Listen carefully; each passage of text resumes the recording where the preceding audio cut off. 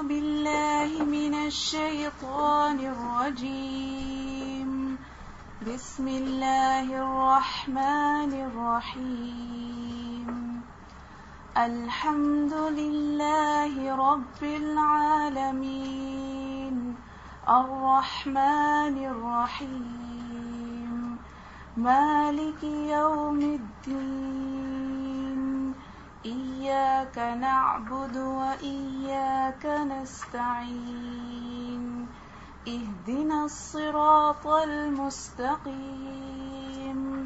صراط الذين أنعمت عليهم غير المغضوب عليهم ولا الضالين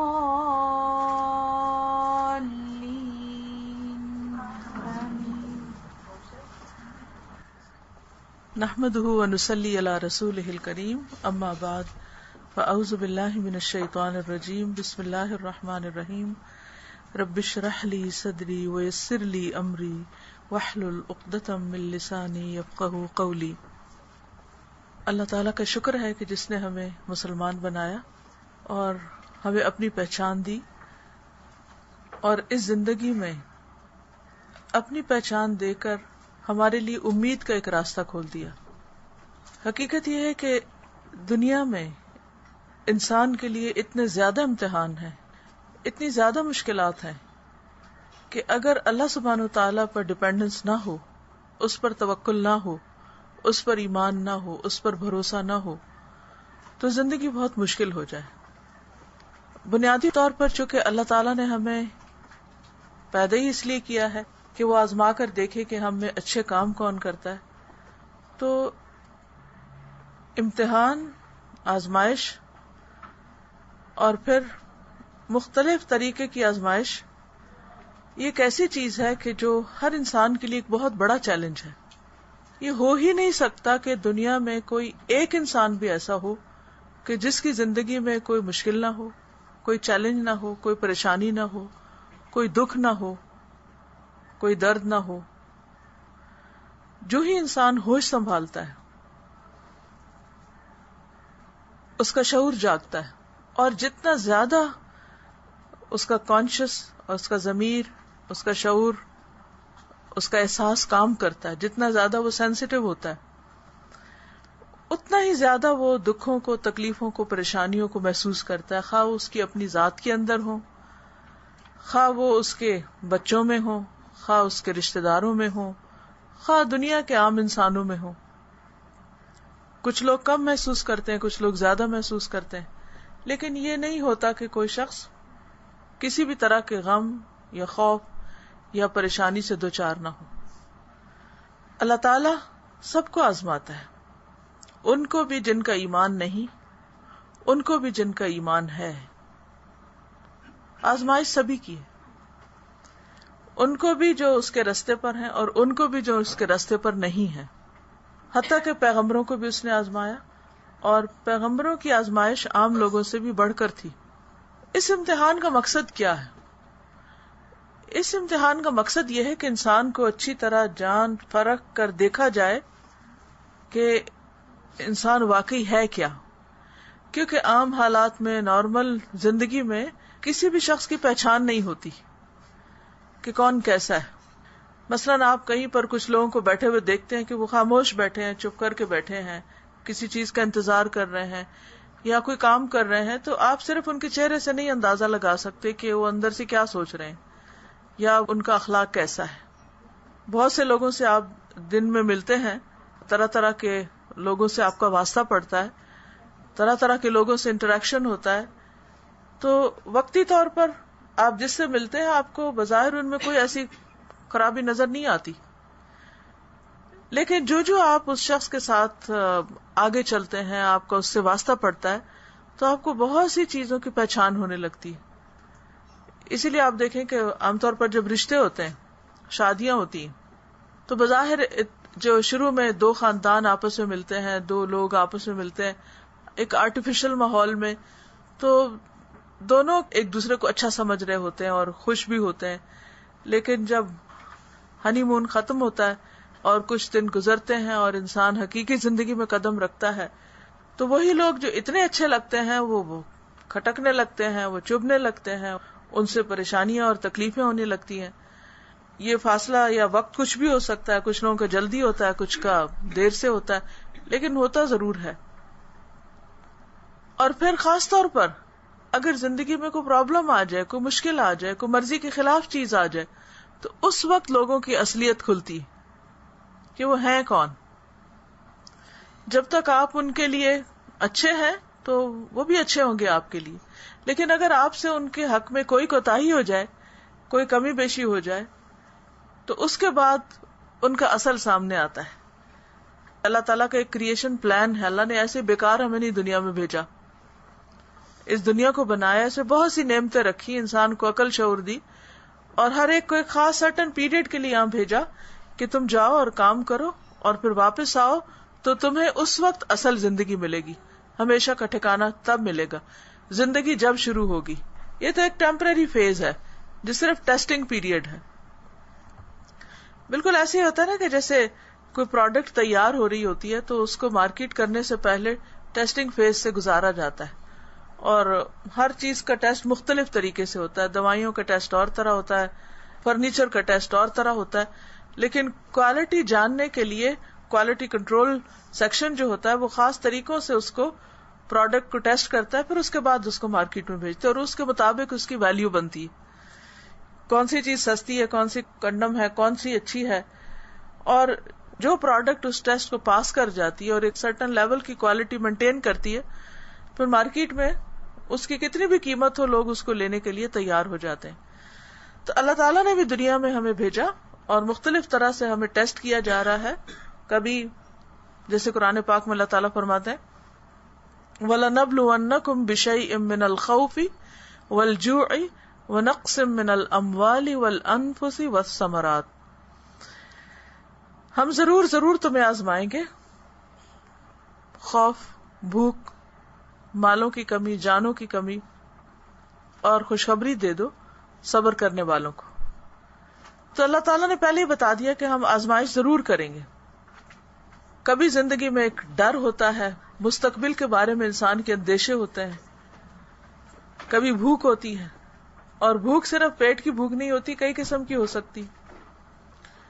پھر اسی طرح جان کی کمی، انسانوں کی کمی، پھلوں کی کمی، فصلوں کا خراب ہونا، موسم کا بدلنا، بیماری کا آنا، یہ ساری چیزیں انسان کے لیے امتحان ہوتی ہیں. کبھی انسان کا امتحان انسان ہوتے ہیں، اور انسان جو انسان کے لیے امتحان بنتے ہیں وہ سب سے مشکل ٹیسٹ ہوتا ہے.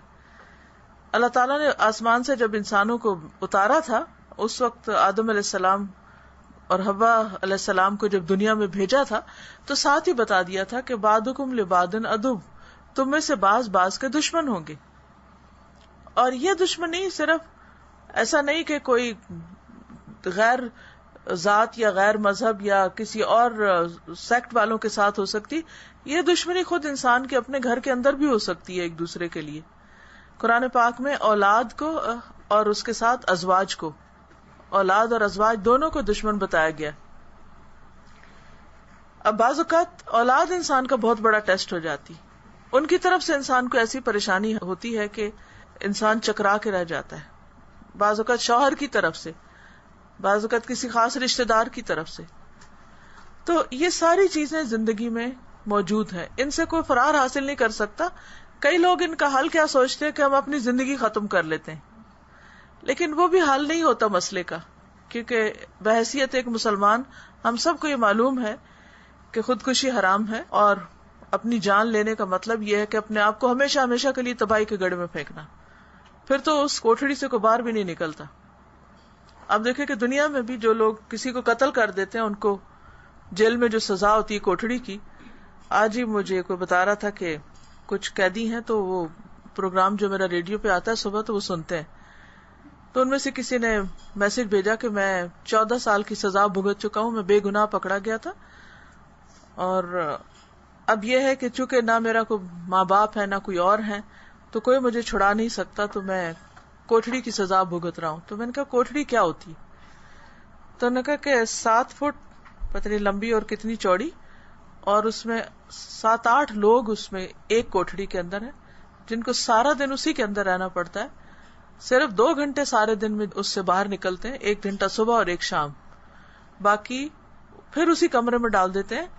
14 سال سے وہ بندہ اسی طرح رہ رہا ہے، سزائے موت کی جو سزا ہوتی ہے، اور اس کے اندر وہ وہی ٹوائلٹ بھی ہوتا ہے، اور جو باہر گھنٹہ نکالتے وہ مشقت، سزا با مشقت جو ہوتی ہے، اس میں کوئی ایسا کام کرواتے ہیں کہ جو ایک وہ بھی تکلیف دے، یعنی کہ کہیں بھی آرام نہیں.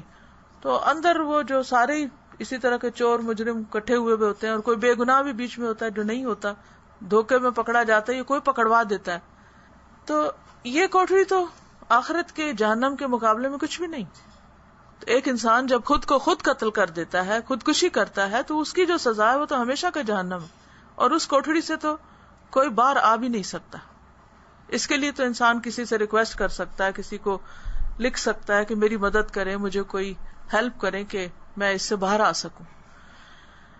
تو بہرحال امتحان زندگی کو مشکل بنا دیتے ہیں، لیکن ہم بعضوں کا سچویشن نہیں چینج کر سکتے. مثلا اگر ہماری شادی کسی ایسے بندے کے ساتھ ہو گئی ہے کہ جس کی عادتیں ہمیں بہت ہی ناپسند ہیں، یا ہمارے سرونٹس ہم کو تنگ کرتے ہیں، یا گھر ایسی جگہ خرید بیٹھے ہیں کہ جہاں سے نیبر نے بہت تنگ کیا ہوا ہے، یا بچوں کی طرف سے تنگی ہے، یا کسی اور چیز کی طرف سے تنگی ہے. اب کچھ چیزیں ایسی ہوتی ہیں جن کو ہم بدل نہیں سکتے، کچھ چیزیں ہوتی ہیں جنہیں ہم تبدیل کر لیتے ہیں. مثلا آپ اپنے گھر کا فلور بدل سکتے ہیں، اگر اس پہ بار بار آپ سلپ ہو رہے ہیں تو چینج کروا لیں، دیواروں کا رنگ بدل دیں، پردے بدل لیں، فرنیچر بدل لیں، گھر کی لوکیشن چینج کر لیں. لیکن گھر والے تو نہیں چینج ہو سکتے نا. آپ اپنے بچے تو کسی سے ایکسچینج نہیں کر سکتے کہ میرا بچہ بہت ناٹی ہے اور تمہارا بہت اچھا ہے تو ہم چینج کر لیتے. یہ نہیں ہوتا. جو آپ کو مل گیا آپ نے اسی کو ہی اب قبول کرنا ہے. بعض اوقات ہینڈیکیپ بچے پیدا ہو جاتے ہیں. زندگی میں کوئی بھی امتحان آ سکتا ہے، اور صرف امتحان نہیں ہوتے، خوشیاں بھی ہوتی ہیں. لیکن ہوتا یہ ہے کہ جو خوشیاں ہوتی ہیں ان پر توجہ کم ہوتی، کیونکہ بڑی سے بڑی خوشی کو چھوٹی سی تکلیف جو ہے وہ ختم کر کے رکھ دیتی.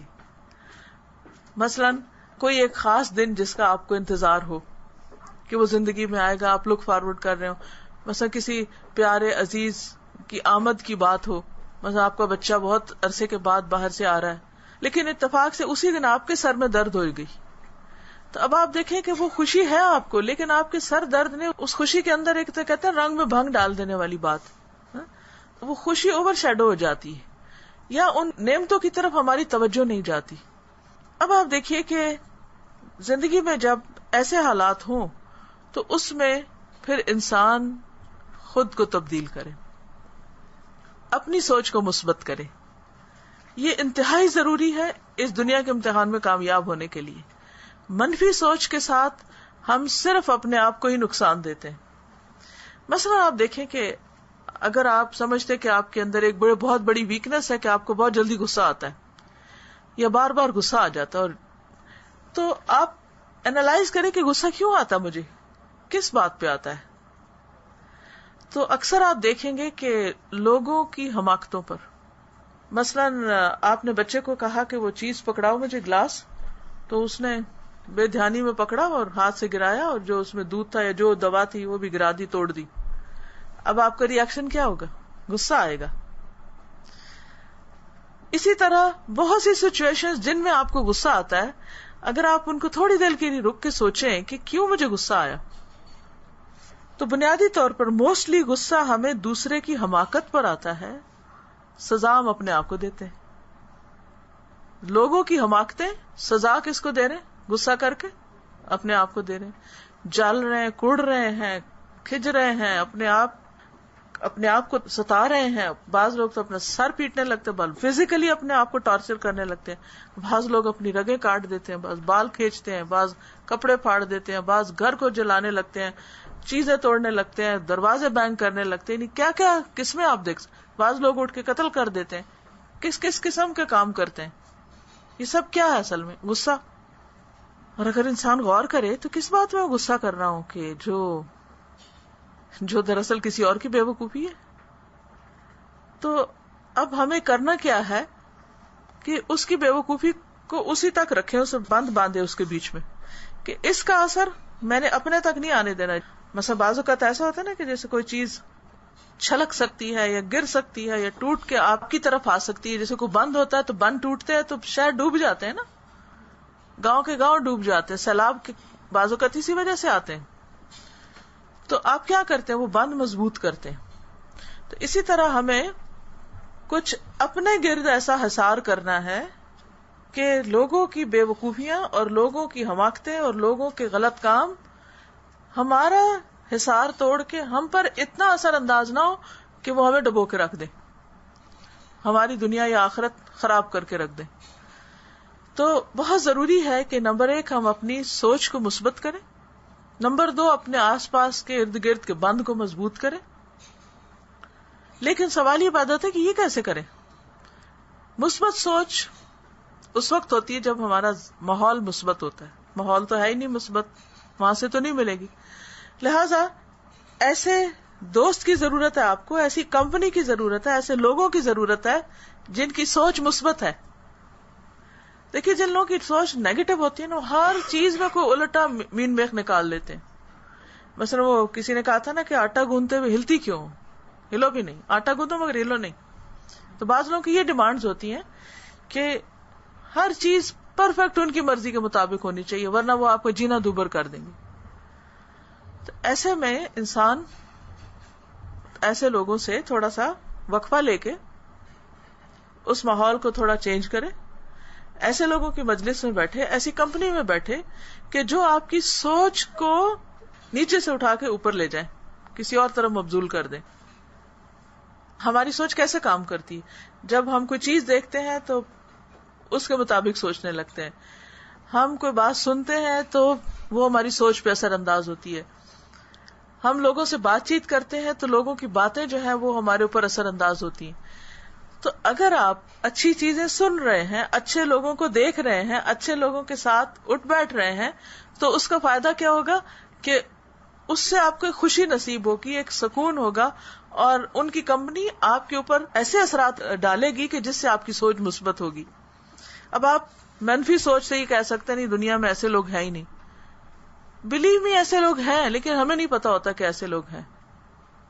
اگر ہم کوشش کر کے ایسے لوگوں کو ڈھونڈیں, ان کے بیچ میں بیٹھیں, پھر علم کی مجلسوں میں بیٹھیں, اچھی کتابیں پڑھیں, کامیاب لوگوں کے حالات پڑھیں جن میں نمبر 1 نبی صلی اللہ علیہ وسلم ہے, آپ کی سیرت کا مطالعہ کریں, تو آپ دیکھیں گے کہ حیرت ہوتی ہے کہ آپ صلی اللہ علیہ وسلم ہر مشکل وقت میں, ہر تکلیف دہ صورتحال میں, ہر ناپسندیدہ ترین صورتحال میں ایک اتنا اچھا پہلو نکال لیتے ہیں کہ انسان حیران ہو جاتا ہے کہ اچھا یہ بھی کیا جا سکتا تھا اور یہ بھی سوچا جا سکتا تھا اس موقع پر. اور وہ سارے کا سارا کیا ہے, دراصل انسانوں کی سوچ کو درست کرنا, انسانوں کی سوچ کو صحیح راستے پہ لگانا, کیونکہ آپ رحمت بن کر آئے تھے. اور حقیقی معنوں میں جن لوگوں نے آپ کی کمپنی سے فائدہ اٹھایا ان کی زندگی میں واقعی رحمت آئی, دنیا میں بھی آئی اور آخرت کی بھی رحمت.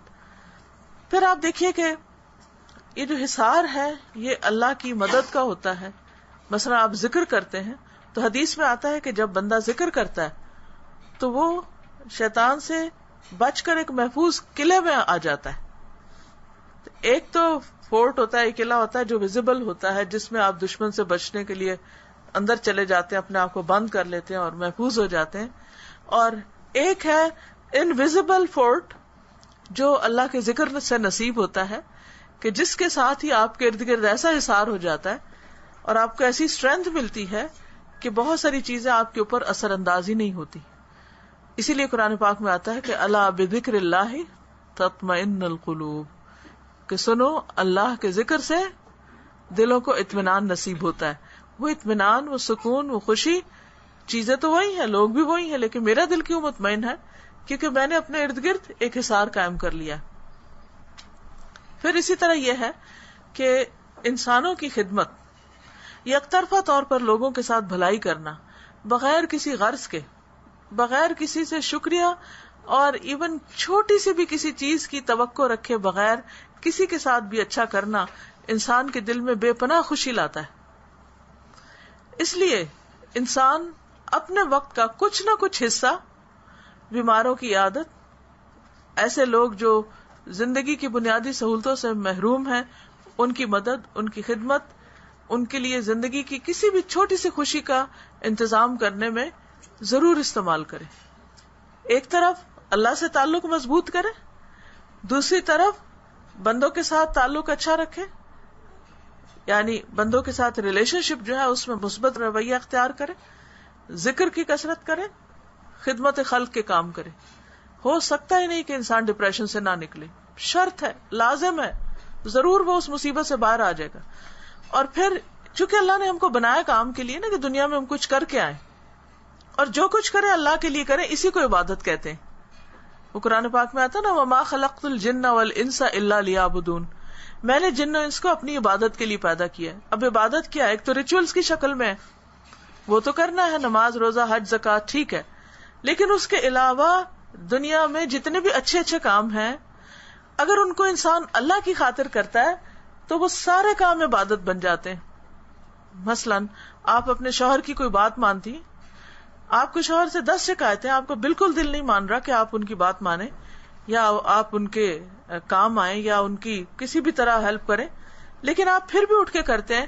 صرف ایک چیز آپ کو اٹھا سکتی ہے، اور وہ ہے اللہ کی محبت، اللہ کی رضا، اللہ کی خاطر، اللہ سے جزا پانے اور اللہ کو راضی کرنے کا جذبہ. اور اللہ تعالیٰ اس بندے سے اور زیادہ خوش ہوتا ہے جو اس کی خوشی کے لیے اپنے نفس کے خلاف جا کے کام کرتا ہے. کیونکہ جب ہم اپنی خوشی کے لیے کسی سے مل رہے ہیں، اپنی خوشی کے لیے کسی کے پاس جا رہے ہیں، اپنی خوشی کے لیے کسی کا کام کر رہے ہیں، تو ہمیں انسٹنٹ ریوارڈ مل رہا ہے. لیکن وہ کام کرنا کہ جس میں ہمیں کوئی خوشی نہیں ہے، تو کسی وقت اس کام کے کرنے سے اللہ تعالیٰ اتنا بڑا اجر دیتے ہیں کہ آہستہ آہستہ اس ریلیشن شپ میں بھی خوشی پیدا کر دیتے ہیں. اللہ کے لیے کچھ بھی مشکل نہیں. وہ دشمن کو دوست بنا سکتا ہے آپ کا، وہ دوست کو آپ کا دشمن کر سکتا ہے. اور یہ دونوں مثالیں آپ کو ملیں گی زندگی میں، کہ وہ لوگ جو آپ کے بہت ہی چاہنے والے تھے وہ آپ کے دشمن بن گئے، اور وہ لوگ جو آپ کے دشمن تھے وہ آپ کے دوست بن گئے. یہ عین ممکن ہے. انسانوں کے مزاج میں تبدیلی ہوتی رہتی ہے، حالات میں، ماحول میں. یہ ایسی تبدیلی ہے جس کو روکنا ہمارے بس میں ہی نہیں. جس طرح اپنی ذات کے بارے میں فزیکل چینجز ہمارے اندر آتے ہیں، بچپن سے جوانی بڑھاپا، ہم جو مرضی کر لیں، ان چینجز کو ہم روک ہی نہیں سکتے. ٹھیک ہے ڈیلے کر سکتے ہیں لیکن روک نہیں سکتے. کوئی شخص بڑھاپے سے بچ نہیں سکتا اگر وہ زندہ ہے، آئے گا. اسی طرح کچھ اور چیزیں بھی ہیں، یہ آپ کے ہاتھ میں نہیں ہے. تو اس لیے انسان کو چاہیے کہ وہ اس جگہ پر اچھائی کرے جس جگہ اس کو صرف اور صرف ایک جگہ سے ریوارڈ ملنے کا یقین ہے، اور وہ اللہ کی ذات ہے. اس بندے سے کچھ ملنے والا نہیں. لیکن اللہ تعالیٰ کا یہ وعدہ ہے کہ اگر ہم ایک قدم اس کی طرف بڑھائیں گے، ایک کام اس کی خوشی کا کریں گے، وہ 10 خوشیاں ہمیں زندگی میں ضرور عطا کرے گا. ضروری نہیں اس شخص سے، کیونکہ ہم کیا چاہتے ہیں، جس سے ہم نے اچھا کیا ہے نا وہ ہم سے اچھا کرے. ہم کنڈیشنل کام کرتے ہیں، شرط لگاتے ہیں. اس نے نہیں کیا اس کا مطلب کوئی پھر ہمیں ہماری زندگی میں کچھ ہے ہی نہیں. نہیں، ضروری نہیں وہی کرے. آپ کو اچھا چاہیے نا، آپ کو خوشی چاہیے، آپ کو اللہ تعالیٰ کسی اور سے دلوا دے گا، کہیں اور سے آپ کی ضرورت پوری کر دے گا جس سے آپ نے توقع رکھی تھی. کیونکہ اللہ تعالیٰ بندے کو یہ ریئلائز کرانا چاہتا ہے کہ رازق میں ہوں، کوئی بندہ نہیں ہے. کام بنانے والا میں ہوں، کوئی اور انسان نہیں ہے. اس لیے بہت ضروری ہے کہ انسان اپنی ساری توقعات، توکل، بھروسہ، یقین، سب کچھ اللہ کی ذات پہ رکھے. اور اللہ کا وعدہ ہے کہ اللہ تعالیٰ کبھی بھی احسان کرنے والوں کا اجر ضائع نہیں کرتا.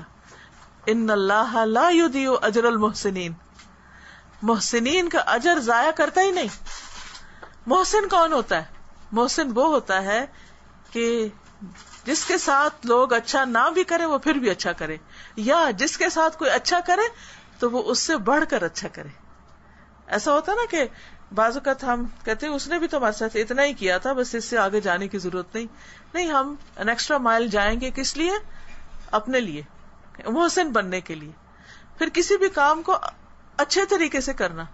مثلاً اگر آپ کسی بھی پروفیشن میں، آپ کا باس آپ کو نہیں دیکھ رہا، کوئی چیک نہیں کر رہا، لیکن آپ اپنے پروفیشن میں حد درجہ آنےسٹ ہیں. کس کے لیے؟ صرف اپنے رب کے لیے.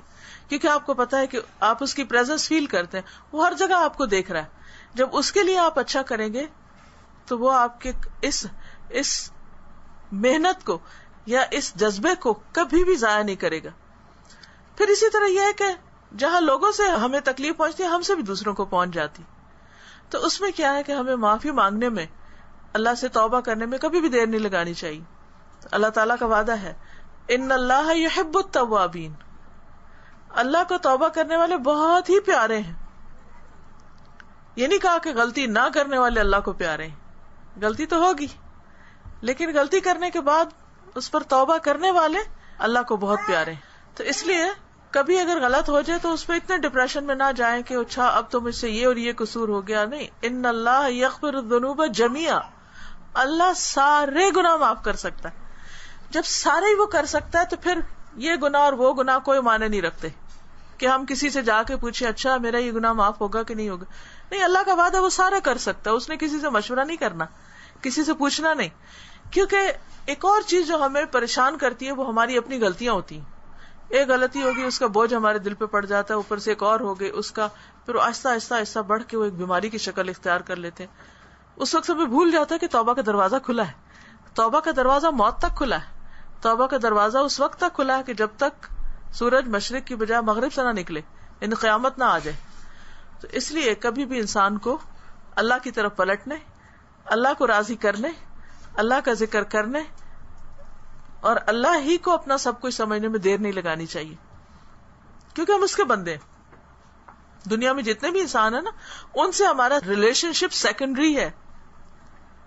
ان سب سے پہلے اللہ ہمارا رب ہے اور اس سے ہمارا تعلق جو ہے وہ سب سے اہم ہے. بندوں کے ساتھ ہم ایک لمیٹڈ پیریڈ کے لیے، مثلاً ماں باپ کے ساتھ آپ رہے ایک سرٹن لمٹ تک، ایج کی لمٹ تک، مثلا 20 سال 25 سال، شادی ہو گئی، ماں باپ چھٹ گئے، بہن بھائی چھٹ گئے، کوئی کہاں بیٹھا کوئی کہاں بیٹھا، ختم، چیپٹر کلوز. ہسبینڈ کے ساتھ بھی کوئی پتہ نہیں کس نے پہلے جانا ہے. ایک سرٹن ایج، ایک سرٹن حد ہے نا اس کی بھی. کوئی 20 ایئر ساتھ رہتے ہیں، کوئی 50 تک بھی رہتے ہیں، کوئی اس سے بھی زیادہ رہتے ہیں، کوئی کم رہتے ہیں، پھر وہاں وہ بھی ختم ہو جانا ہے. بچے ہیں تو آپ دیکھیں ہم کتنا بھی ان سے پیار کریں، انہوں نے اپنے گھر جانا ہے، بچیوں نے اپنے گھر جانا ہے، بیٹوں نے اپنی راہ لینی ہے، پھر کون ہے ہمارا؟ اور اگر زندگی میں یہ سارے ہمارے ساتھ بھی رہیں تو بھی مر کے تو اکیلے ہی جانا نا اپنی قبر میں، کوئی ساتھ نہیں جائے گا. پھر کرنا کیا ہے؟ پھر کرنا یہ ہے کہ جس کی طرف سے آئے ہیں، جو ہمارا خالق ہے، جو ہمارا رازق ہے، ہم اس کے ساتھ سب سے زیادہ سنسیئر ہو جائیں، اس کو راضی کرنے کی فکر کریں. کیونکہ اگر اس کو ناراض کر دیا اور ساری دنیا کو بھی راضی کیا تو وہ تو دنیا کسی وقت پھر ناراض ہو سکتی. لیکن اگر وہ راضی ہو گیا تو سب بیڑے پار، سب مشکلات آسان.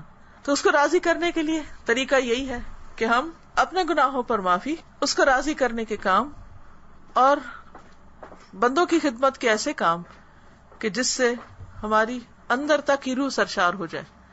یہ دنیا میں بھی خوشی اور آخرت میں بھی خوشی کا ذریعہ ہے. آخرت بیسیکلی دنیا کا، یعنی آپ یوں سمجھے کہ دوسرا رخ ہے. جیسے پیج کے 2 رخ ہوتے ہیں نا، ایک یہ ہے اور ایک ادھر کا ہے. آج ہم یہ رخ دیکھ رہے ہیں، کل یہ دیکھیں گے. اگر آج خوش نہیں ہیں ہم تو کل بھی نہیں ہو سکتے. دل کی حالت ہمیشہ اس کا جائزہ لیتے رہنا چاہیے، کیونکہ اگر یہ دل ابھی راضی نہیں اور اس حالت میں مرے تو قبر میں بھی اسی حالت میں رہیں گے اور اسی حالت میں اٹھیں گے. وہاں جا کے اس نے ٹھیک کوئی نہیں ہونا. اس لیے ضروری ہے کہ اس کو یہیں پر ہی ٹھیک کر لیا جائے. ہر وہ چیز جو ضمیر پہ بوجھ ہے اس کو اٹھا کے ایک طرف رکھے، اس کو چھوڑ دیں، اس سے باہر نکل آئیں اور ایک بریو سٹیپ لے کر ان سب کاموں کو چھوڑنے کی کوشش کریں جو اللہ کو ناراض کرتے ہیں، اور ان کاموں کی طرف دوڑیں جو اللہ کو راضی کرنے والے ہیں. اتفاق کی بات یہ کہ ایک سال 1.5 سے یہ گیدرنگ جو پلان ہو رہی تھی، کئی دفعہ سوچا، کئی دفعہ بات رہ گئی، لیکن اللہ تعالیٰ نے بہت ہی بابرکت عشرے میں موقع دیا بات کرنے کا آپ سے. تو جیسے رمضان کی آخری 10 راتیں بہت بابرکت ہیں، اسی طرح یہ 10 دن ذوالحج کے پہلا عشرہ بہت بابرکت ہے. حدیث میں آتا ہے کہ افضل ایام الدنیا ایام العشر. یہ 10 دن دنیا کے، ورلڈ کے سب سے بیسٹ دن ہے، سب سے بہترین دن ہے. عبادت کے اعتبار سے، نیک کام کرنے کے اعتبار سے. حدیث میں آتا ہے کسی بھی دن کیا ہوا عمل اللہ تعالیٰ کو ان 10 دنوں میں کیے ہوئے عمل سے زیادہ محبوب نہیں. صحابہ نے پوچھا اے اللہ کے رسول صلی اللہ علیہ وسلم، جہاد فی سبیل اللہ بھی نہیں؟ آپ نے فرمایا وہ بھی نہیں، ہاں مگر جو شخص اپنی جان و مال کے ساتھ نکلے اور کچھ واپس لے کے نہ آئے، یعنی ہر چیز اس کی چلی جائے. اسی طرح ایک اور حدیث میں بھی آتا ہے کوئی دن اللہ تعالیٰ کے ہاں ان 10 دنوں سے زیادہ عظمت والا نہیں، نہ ہی کسی دن کا عمل اللہ تعالیٰ کو ان 10 دنوں کے عمل سے زیادہ محبوب ہے. پس تم ان 10 دنوں میں کثرت سے لا الہ الا اللہ، اللہ اکبر اور الحمدللہ پڑھو. تو یہ جو تسبیح ہے لا الہ الا اللہ، اللہ اکبر اور الحمدللہ، اس کو زیادہ سے زیادہ پڑھنا چاہیے. یعنی سب سے بہترین ذکر ان دنوں کا. اب اس کی کوئی خاصیت ہوگی، کوئی وجہ ہوگی تو ہمیں خاص طور پر یہ سکھایا گیا. ذکر میں تو استغفار بھی ہے، درود شریف بھی ہے، اور بھی بہت ساری چیزیں، لیکن خاص طور پر اس کا ذکر کرنا انشاءاللہ دل کو بہت سکون دے گا. لا الہ الا اللہ کی تسبیح، اور اگر تھوڑی سی اونچی آواز میں کرتے جانا لا الہ الا اللہ لا الہ الا اللہ لا الہ الا اللہ، تو آپ دیکھیں گے تھوڑی دیر کے بعد آپ کے دل کی کیفیت تبدیل ہونے لگے گی. پھر اسی طرح اللہ تعالیٰ کو حمادون جو ہے وہ بہت پسند ہے. حمادون کیا ہیں؟ جو اللہ کی بہت زیادہ تعریف کرتے ہیں، ہر چیز پر الحمدللہ کہتے ہیں کہ تعریف اللہ کے لیے، تعریف اللہ کے لیے. کوئی ان کی تعریف کرے، ان کے کسی کام کو اپریشیٹ کرے تو فوراً کہتے ہیں تعریف اللہ کے لیے، الحمدللہ یہ نہیں کہتے ہیں. تو ان دنوں میں 9 ذی الحج کا دن، عرفہ کا دن بہت ہی عمدہ دن ہے، جس میں اللہ تعالیٰ سال بھر میں سب سے زیادہ اس دن لوگوں کو جہنم سے آزاد کرتے ہیں. رمضان کی آخری راتوں میں لیلۃ القدر ہے، لیکن ہمیں پتہ نہیں ہوتا کون سی رات ہے. مگر ان 10 دنوں میں تو ہم کو بالکل پتا ہے کہ کون سا دن عرفہ کا. عرفہ کا دن وہ ہے جس دن حاجی میدان عرفات میں ہوتے ہیں. تو جس وقت وہ عرفات میں ہوتے ہیں ہمیں کیا کرنا چاہیے؟ ہم بھی ایک طرف بیٹھ کے، چھٹی ہوتی ہے عام طور پر اس دن، تو ضرور کچھ نہ کچھ اللہ سے دعائیں مانگیں اور استغفار کریں کہ اللہ تعالیٰ آپ ان کو جہنم سے آزاد کریں، ہماری روح کو بھی اس سے آزاد کر دیں. پھر اسی طرح یہ ہے کہ ان دنوں کا سب سے بہترین عمل جو ہے صدقے میں وہ قربانی. روزہ عرفہ کا 9 تاریخ کا 2 سال کے گناہوں کی معافی کا ذریعہ ہے. اور اسی طرح ذکر، پھر نفل، پھر عید کی تیاری، اور وہ 10واں دن ہے عید کا جس میں قربانی جو ہے وہ خاص عمل ہے. اس دن قربانی سے زیادہ کوئی صدقہ اللہ کو پیارا نہیں ہے، کوئی اور نیک عمل. یعنی جتنا زیادہ اس دن انسان خون بہا کے قربانی کرتا ہے، یعنی جان کا صدقہ دیتا ہے، اس سے زیادہ کوئی اور کام بھی انسان کرتا رہے تو ان کی اتنی ویلیو نہیں جتنی اس دن قربانی کرنے کی ویلیو ہے. پھر اسی طرح کہ عید کے دن انسان کو خوش ہونا چاہیے، اچھے کپڑے پہننے چاہیے، تکبیرات پڑھنی چاہیے. پھر عید الاضحیٰ میں نماز سے پہلے کچھ کھانا نہیں چاہیے. ویسے تو ان 9 دنوں کے بھی روزے رکھنے چاہیے، قضا روزے اگر رہتے ہیں تو ان دنوں میں رکھنے کا کہیں زیادہ اجر و ثواب ہوگا. لیکن اس کے علاوہ بھی ہے کہ عید کے دن تو روزہ نہیں ہوگا، مگر جس وقت تک آپ قربانی نہیں کرتے یا عید پڑھنے نہیں جاتے، عید پڑھنے کے بعد آپ کچھ کھائیں گے. پھر باہم ایک دوسرے سے میل ملاقات، رشتہ داروں سے میل ملاقات. پھر جو قربانی ہے اس کو خالص اللہ کی رضا کے لیے کرنا چاہیے، اللہ کو خوش کرنے کے لیے اور تقوی حاصل کرنے کے لیے، کیونکہ قرآن پاک میں آتا ہے کہ لن ینال اللہ لحومها ولا دماؤها ولکن ینالہ التقوی منکم. اللہ کو ان جانوروں کے خون اور گوشت نہیں پہنچتے، اس کو تمہارے دلوں کا تقوی پہنچتا ہے کہ کتنی محبت سے تم نے جانور قربان کیا. پھر آپ صلی اللہ علیہ وسلم نے یہ بھی فرمایا کہ جو وسعت کے باوجود قربانی نہ کرے وہ ہماری عیدگاہ میں نہ آئے. صحابہ کرام کہتے ہیں کہ ہم اپنے قربانی کے جانوروں کو خوب موٹا کرتے تھے، کیونکہ ان کو پال کر اور خوبصورت جانوروں کو اللہ کی راہ میں ذبح کرنا چاہیے. اگر کوئی نہ ملے، اتنی استطاعت نہ ہو، تو جو بھی میسر ہو وہ انسان کر لے، لیکن اگر میسر ہو تو اچھے سے اچھا جانور اللہ کی نظر کرنا چاہیے. اور قربانی اصل میں کیا ہے؟